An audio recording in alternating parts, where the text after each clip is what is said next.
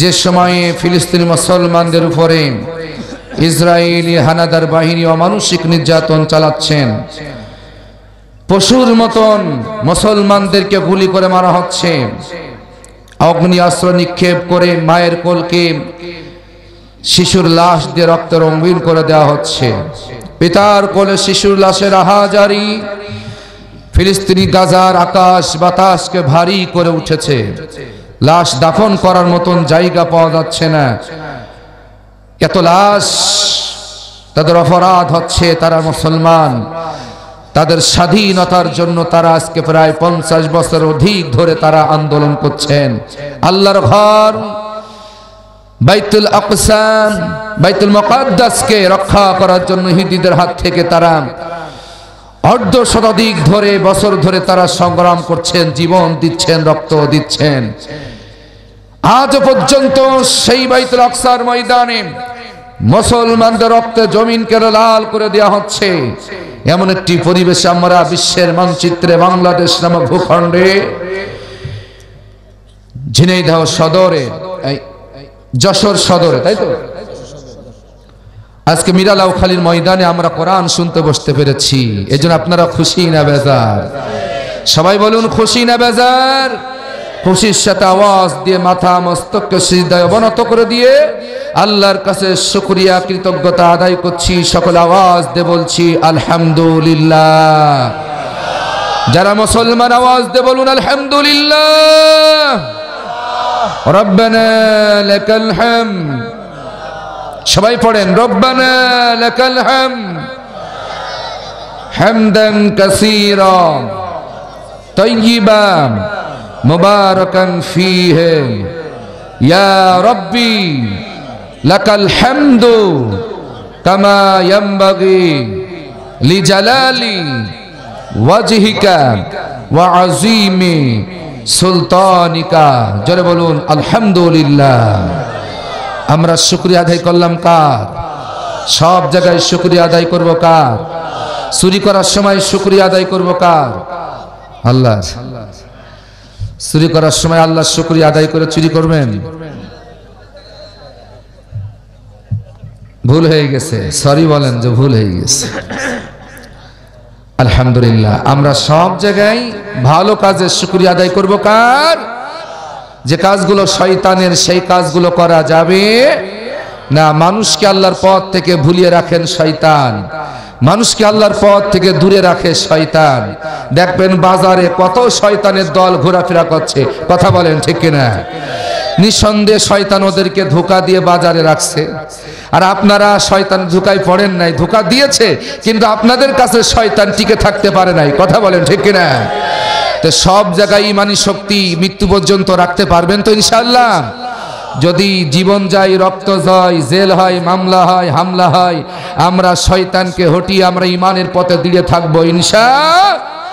আমরা শয়তানের ধোঁকায় পড়তে রাজি না, কথা বলেন ঠিক কিনা? যারা বাজারে আছে এই মুহূর্তে ওরা শয়তানের ধোঁকায় পড়ে গেছে। এখনো সুযোগ আছে, ওরা যদি তওবা করে মঞ্চে না আসে, ময়দানে না আসে, বুঝবেন শয়তান আজীবন ওদের উপরে প্রভুত্ব বিস্তার করবে। আর শয়তানের ধোঁকায় পড়ে যারা মারা যাবে ওরাই ক্ষতিগ্রস্ত হবে কিয়ামতের ময়দানে। এটা আমার বানানো কথা না, আল্লাহ বলছেন। আল্লাহ রাব্বুল আলামিন বলেন ইস্তাহওয়াযা আলাইহিমুশ শাইতান ফাআসাহুম যিকরাল্লাহ উলাইকা হিজবুশ শাইতান আলা ইন্না হিজবাশ শাইতানি হুমুল খাসিরুন। চিল্লায়ে বলুন আল্লাহু আকবার। আল্লাহ পাক বলছেন ইস্তাহওয়াযা আলাইহিমুশ শাইতান, শয়তান যাদের উপরে প্রভুত্ব বিস্তার করেছে। খুব মনোযোগ দিয়ে শুনুন মিরালাউখালীবাসী, বারোবাজারবাসী, হৈবতপুরবাসী, যশোর সদরবাসী, শুনুন। ঘুজু মুজু করে শয়তানের দলে থেকে আল্লাহরে পাওয়া যাবে না। একমাত্র কোরআনের রাস্তায় আপনাকে ফিরে আসতে হবে, কথা বলেন ঠিক কিনা?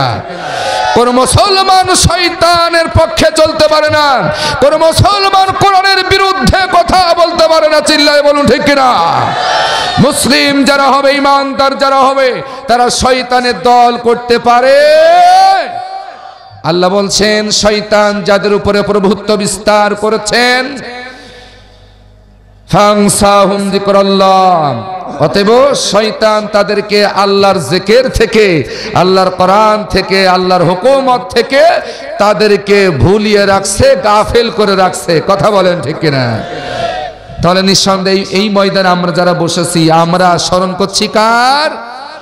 তাহলে আমরা এখানে বসেছি, আল্লাহর জিকির করছি, আল্লাহর প্রশংসা করছি, আল্লাহর স্মরণ করছি, নিঃসন্দেহে আমরা আল্লাহর দলে ঢুকে পড়েছি, ঠিক কি না? আর বাজারে যারা আছে, যারা গল্পগুজব করছে, শয়তান ওদেরকে কুপরামর্শ দিয়ে, কুযুক্তি দিয়ে ওদেরকে আল্লাহর স্মরণ থেকে ভুলিয়ে রাখছে।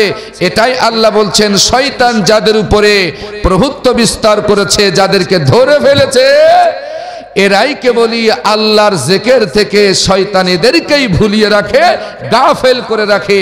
আর এরা যদি এই অবস্থায় মারা যায়, আল্লাহ বলেন আলা ইন্না হিজবাশ শাইতান, হে মিরালাউখালীবাসী, আল্লাহ পাক বলেন এরাই প্রকৃত শয়তানের দল। আল্লাহর হুকুম থেকে যারা দূরে সরে থাকেন, আজান হয়ে যায়, আল্লাহর স্মরণ করে না, নামাজ আদায় করে না, পর্দা পালন করে না। পর্দা যেটা আল্লাহর ফরজ করেছেন নারীদের উপরে, এটা আল্লাহর জিকির। যে হুকুম মানবেন সেটাই আল্লাহর জিকির। যেটা অন্তরে ভয় রেখে আল্লাহকে স্মরণ করবেন সেটাই হচ্ছে জিকির। হজ করা জিকির, আন্দোলন করা জিকির, আল্লাহর পথে জিহাদ করা জিকির, আল্লাহর পথে সত্য কথা বলা জিকির, মাজলুমের পক্ষে জালিমের বিরুদ্ধে কথা বলা জিকির। আল্লাহ পাক বললেন যারা আমার পথ থেকে দূরে সরে গেছে, শয়তান তাদেরকেই গ্রেফতার করে ফেলেছে। আর এই অবস্থায় যারা দাঁড়িয়ে আছে, আলা ইন্না হিজবাশ শাইতান, সাবধান দুনিয়ার মানুষেরা, এরাই খাঁটি শয়তানের দল। আর এই অবস্থায় যারা মারা যাবে কিয়ামতের ময়দানে, আলা ইন্না হিজবাশ শাইতানি হুমুল খাসিরুন, কিয়ামতের ময়দানে এই শয়তানের দলভুক্ত হয়ে যারা মারা গেছে, শয়তানের দল করে যারা মারা গেছে, আল্লাহর জিকির থেকে যারা দূরে সরে গেছে, মহাপবিত্র কোরআন থেকে যারা দূরে সরে শয়তানের দলভুক্ত হয়ে মারা গেছে, কিয়ামতের ময়দানে কঠিন বিচারের দিন এই শয়তানের দলেরাই বেকায়দায় পড়ে যাবে। কথা বলুন ঠিক কিনা? আমরা কি বেকায়দায় পড়তে চাই? তাহলে সাবধান। আমি কোরআন দিয়ে কথা বলতে চাই। এখানে কোরআনের ময়দান, কোরআনের প্রতিষ্ঠান। আলহামদুলিল্লাহ, আমার কথা বলতে ভালো লাগবে যেখানে আলেম থাকে, হাফেজ সাহেবরা থাকেন, অন্তত আমার কথা বলতে ভালো লাগে। কারণ আজকে আলেমদেরকে হত্যা করা ষড়যন্ত্র করা হচ্ছে। আমরা আলেমরা শপথ নিয়েছি, আলেমদেরকে হত্যা করে কোরআনের প্রচারকে বন্ধ করা যাবে না, কোরআন প্রচারকে স্তব্ধ করা যাবে না। বরং যারা কোরআনের বিরোধিতা করবে তারাই ধ্বংস হবে। আল্লাহর কোরআন জিন্দা থাকবে পৃথিবীর বাতাসে আকাশে, জালিম ধ্বংস হবে। আজ হোক কাল হোক শয়তানের গোষ্ঠীরা নিপাত যাবে। কথা বলেন ঠিক কিনা? আমরাই সৌভাগ্যবান হতে পারি যদি আমরা আল্লাহর কোরআনের জিকিরের পথে শামিল হতে পারি। আসুন সকল দলের নেতা কর্মীদেরকে, সকল দলীয় কর্মীদেরকে আমি আহ্বান করছি, আল্লাহর কোরআনের পথে ফিরে আসুন, আল্লাহর রাস্তায় ফিরে আসুন। 2 নম্বরই করে মরেন না, 2 নম্বরই করে কবরে যাওয়ার চেষ্টা করেন না। আপনাকে কবরে হিসাব দিতে হবে। ফার্স্ট টাইমই আপনাকে 3টা কোশ্চেন করা হবে। আপনি আল্লাহর পথে ছিলেন না বেঈমানের পথে ছিলেন, এখানে জাস্টিফাই করার জন্য, যাচাই বাছাই করার জন্য আপনাকে প্রাথমিক শর্ট কোশ্চেন 3টা করা হবে। আওয়ামী লীগ করেন, বিএনপি করেন, জামাত ইসলাম করেন, যে দলই করেন না কেন, ওই 3টা প্রশ্নের সম্মুখীন একই ক্যাটাগরিতে সকলকেই হাজির হতেই হবে। কবর এক, হিসাব এক, জান্নাত এক, জাহান্নাম এক, এক স্রষ্টা আমাদের এক। আসুন, যদি সেই কঠিন আযাব থেকে বাঁচতে চান, একমাত্র আমাদেরকে আল্লাহর এই হেদায়েতের পথে ফিরে আসতে হবে।